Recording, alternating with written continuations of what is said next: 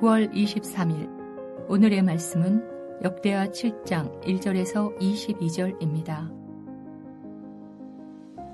솔로몬이 기도를 마침에 불이 하늘에서부터 내려와서 그 번제물과 제물들을 사르고 여호와의 영광이 그 성전에 가득하니 여호와의 영광이 여호와의 전에 가득하므로 제사장들이 여호와의 전으로 능히 들어가지 못하였고 이스라엘 모든 자손은 불이 내리는 것과 여호와의 영광이 성전 위에 있는 것을 보고 돌을 깐 땅에 엎드려 경배하며 여호와께 감사하여 이르되 선하시도다 그의 인자하심이 영원하도다 하니라.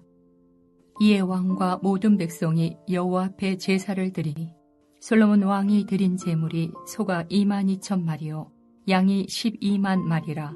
이와 같이 왕과 모든 백성이 하나님의 전에 낙성식을 행하니라. 그때 제사장들은 직분대로 모셔 서고 레위 사람도 여호와의 악기를 가지고 섰으니 이 악기는 전에 다윗 왕이 레위 사람들에게 여호와께 감사하게 하려고 만들어서 여호와의 인자하심이 영원함을 찬송하게 하던 것이라. 제사장들은 무리 앞에서 나팔을 불고 온 이스라엘은 서 있더라. 솔로몬이 또 여호와의 전 앞들 가운데를 거룩하게 하고 거기서 번제물과 화목제에 기름을 드렸으니 이는 솔로몬이 지은 놋제단이 능히 그 번제물과 소제물과 기름을 용납할 수 없음이더라. 그 때에 솔로몬이 7일 동안 절기를 지켰는데 하맛 어귀에서부터 애굽 강까지의 온 이스라엘이 심히 큰 회중이 모여 그와 함께 하였더니 8째 날에 무리가 한 송해를 이으니라. 제단의 낙성식을 7일 동안 행한 후 이 절기를 7일 동안 지키니라. 7째 달 제23일에 왕이 백성을 그들의 장막으로 돌려보내매 백성이 여호와께서 다윗과 솔로몬과 그의 백성 이스라엘에게 베푸신 은혜로 말미암아 기뻐하며 마음에 즐거워하였더라. 솔로몬이 여호와의 전과 왕궁 건축을 마치고 솔로몬의 심중에 여호와의 전과 자기의 궁궐에 그가 이루고자 한 것을 다 형통하게 이루니라.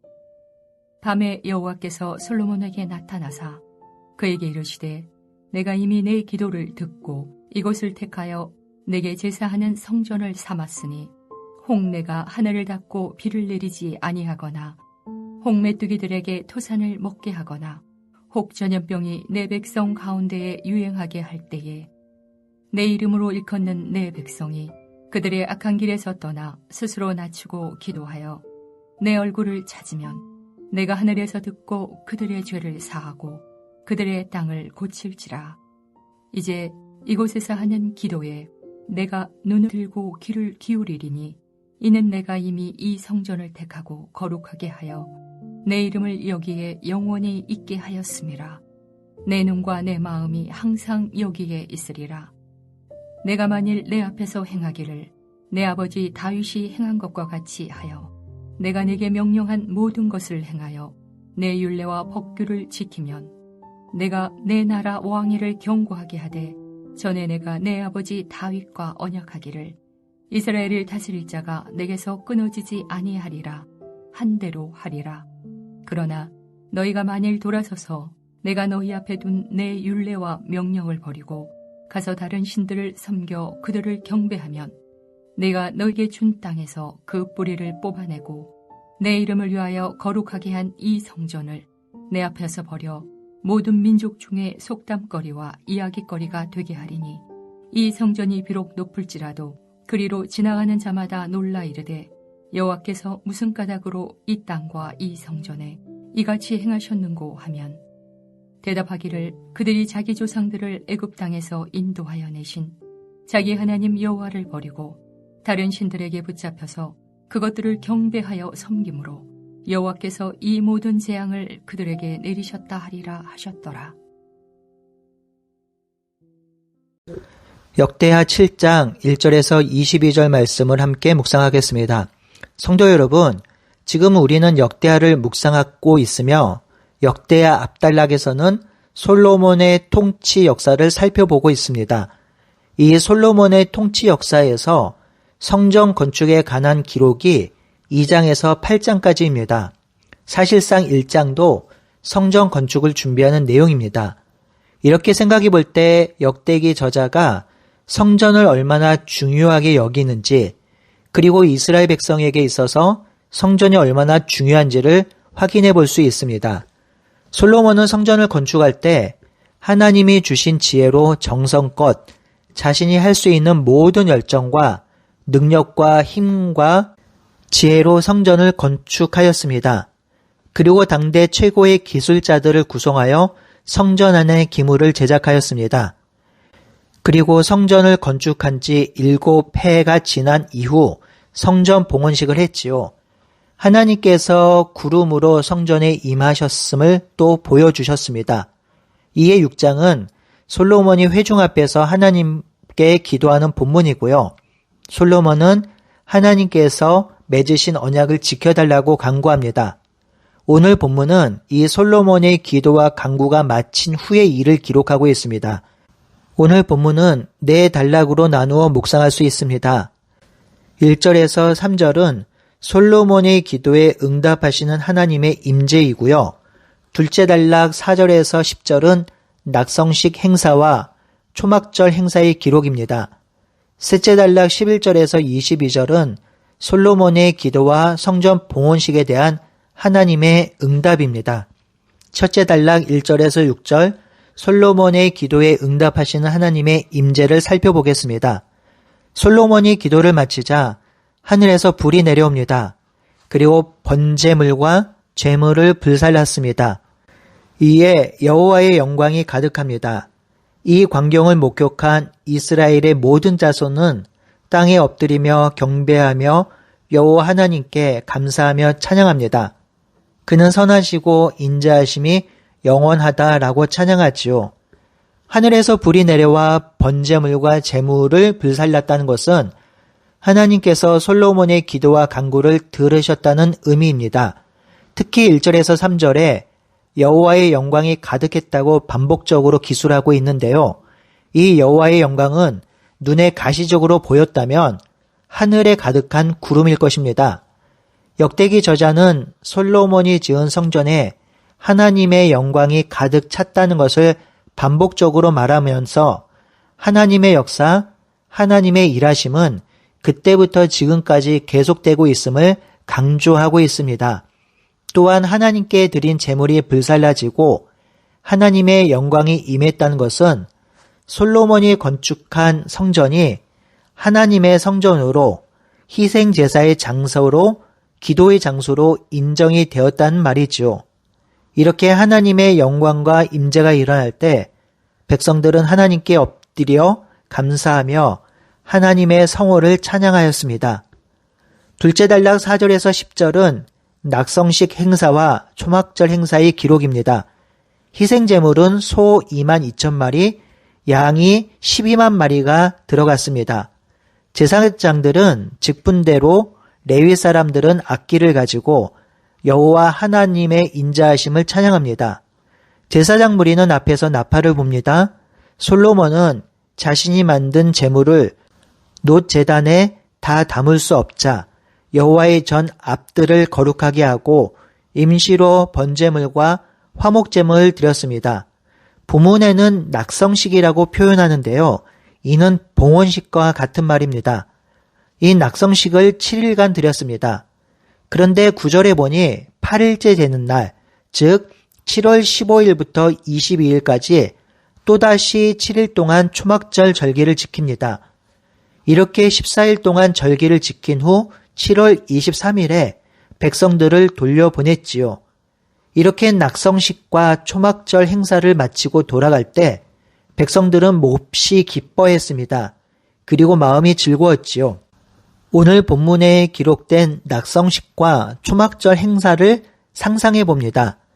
하나님께서 구름으로 임재하시고 제사장을 비롯한 모든 백성들이 여호와 하나님을 찬양하고 예배하고 제사하고 경축하는 모습이 눈에 선합니다. 초막절은 우리가 지키는 절기로 생각해 본다면 추수감사절과 비슷합니다. 추수감사절은 추수한 것을 하나님께 드리면서 감사하는 절기인데요. 이 감사에는 아주 깊은 의미가 있습니다. 하나님께서 해와 바람과 비를 주셔서 곡식과 열매를 거둘 수 있었다는 고백이 있죠. 이 고백은 하나님께서 은혜와 사랑을 베풀지 아니하시면 그의 백성은 살아갈 수 없는 존재란 사실을 고백한 것입니다. 이러한 감사는 주기도문에서도 나오는데요. 일용할 양식을 주옵시고라고 기도하라고 하셨지요. 이를 바꾸어 말하면 하나님이 은혜를 내려주시지 않으면 추수할 것이 없었으며 추수할 것이 없으면 삶을 영위할 수 없다는 말이 있지요.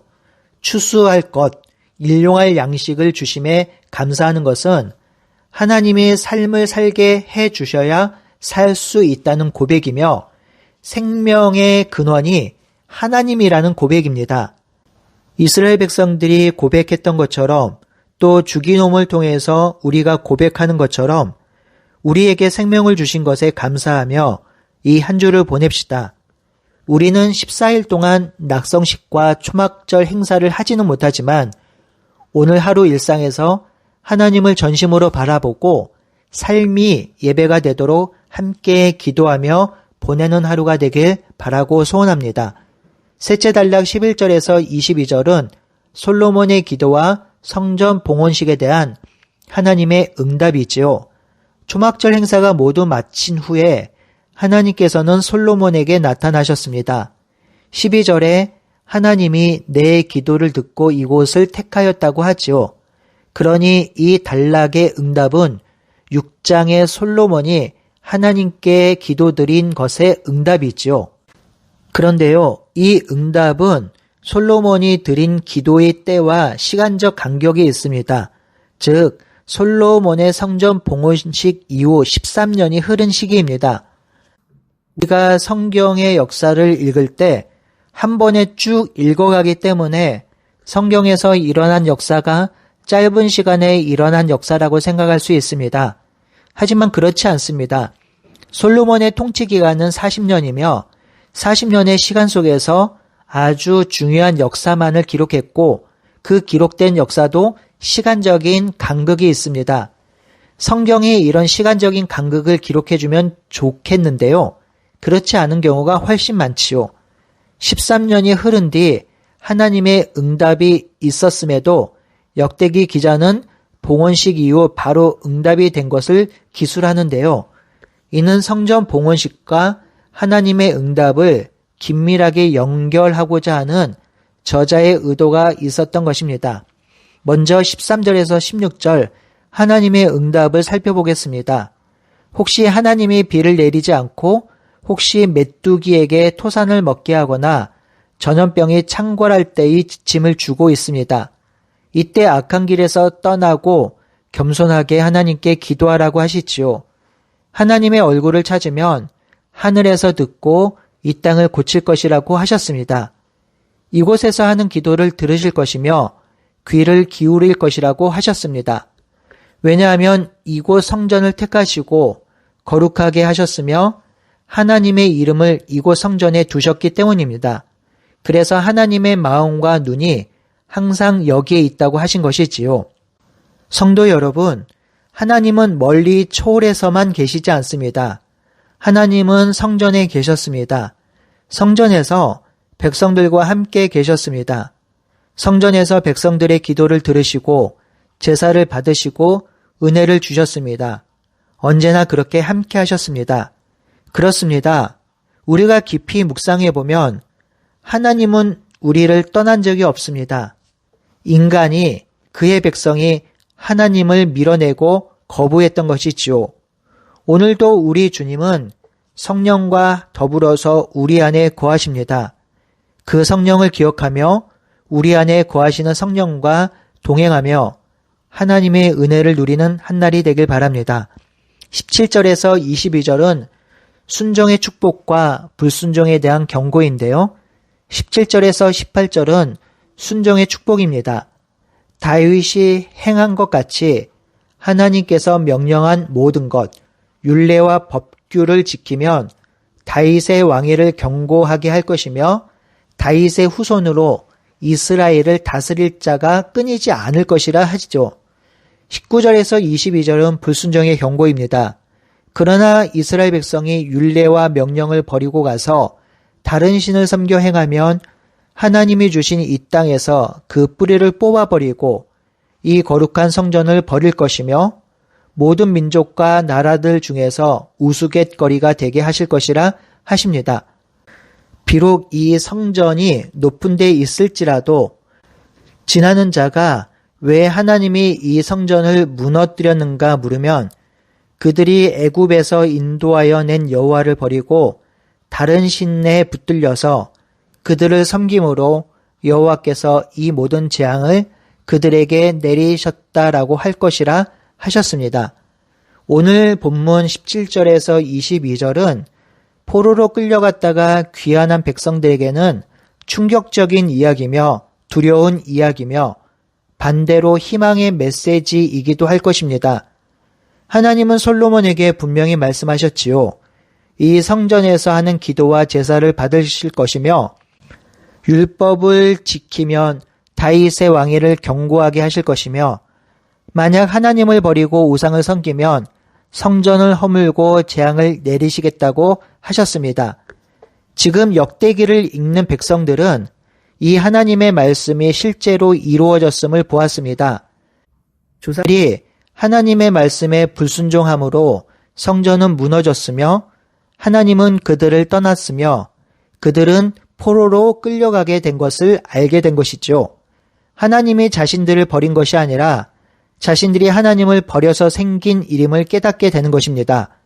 자신들이 섬긴 우상, 바알과 아세라, 그모스, 몰록이 자신들을 잘 살게 해주고 윤택한 삶을 살게 해주고 거대한 나라를 만들어줄 것이라 믿었는데 부어 만든 우상은 돌덩이에 불과하다는 사실을 깨닫게 되었을 것입니다. 그러면서 이 말씀을 들을 때 소망을 품었겠지요. 다시 돌아오면 다윗과 언약한 것을 지키겠다고 했으니 무너진 율법을 다시 세워야 하는 일들이 그들에게 주어진 과업이 된 것이지요. 이러한 가르침은 지속적이고 반복적으로 역대기에 기록되고 있습니다. 사랑하는 성도 여러분, 진실로 이 땅에서 잘 사는 것이 어떤 삶일까요? 어떤 삶이 복된 삶일까요? 어떤 삶이 의미 있는 삶일까요? 세상의 재물과 돈과 명예가 행복과 윤택한 삶을 살게 해준다는 그것을 쫓는 삶, 그것을 추구하는 삶일까요? 아니면 하나님이 나의 전부이며 하나님이 왕이시며 그 하나님을 따르며 그 하나님을 예배하며 하나님과 더불어 사는 삶이 복되고 아름다운 삶일까요? 이스라엘 백성들은 자신들이 경험한 삶을 통해서 어떤 삶이 복된 삶이고 의미 있는 삶인지, 어떤 삶이 하나님이 기뻐하는 삶인지 분명히 알았을 것입니다. 우리도 그러하지요. 이 역대기의 역사를 들여다보면서 진정으로 행복하고 복된 삶이 어떤 삶인지 하나님께 묻고 또 하나님이 물으시는 질문에 대답을 하면서 진정으로 복 있는 삶, 행복한 삶, 의미 있는 삶을 살아가는 우리 모두가 되길 바라고 소원합니다. 함께 기도하겠습니다. 살아계신 하나님, 역대기에서 말씀하신 하나님이 우리의 하나님임을 믿고 그 하나님의 가르침을 우리가 신실하게 믿고 따를 수 있도록 인도하여 주시옵소서. 하나님, 정말 어떤 삶이 복된 삶인지 우리가 다시 한번 깨닫게 하여 주시고 하나님이 가르쳐 주신 복된 삶을 살아갈 수 있는 우리가 될 수 있도록 인도하여 주시옵소서. 예수님의 이름으로 기도드리옵나이다. 아멘.